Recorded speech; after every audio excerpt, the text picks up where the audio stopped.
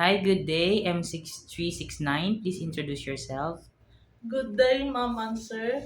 My name is Rosemary Maala Cardona. I am 28 years old. I am single and residing at La Union, Philippines.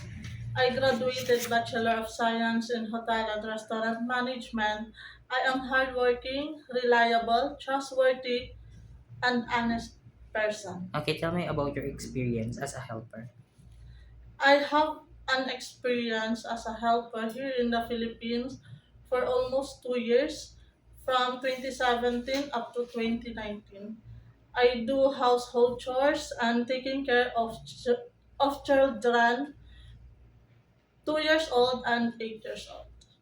Okay, so you are the one who took care of the children and other household chores, you are the one who do. Yes, sir. I do the laundry and cooking. Okay, so since I saw that you don't have any experience taking care of a newborn baby, it is okay to you to take care of a newborn? Yes, sir. I am very much willing.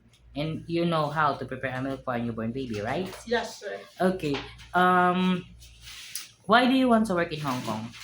I want to work in Hong Kong because Hong Kong is one of the most safest country in the world, and I want also to support my family here in the Philippines and become financially stable. Okay, and how long do you want to work in Hong Kong? I want to work on Hong Kong as long as my employer wants me to stay. Okay, do you have an idea how to prepare Chinese food?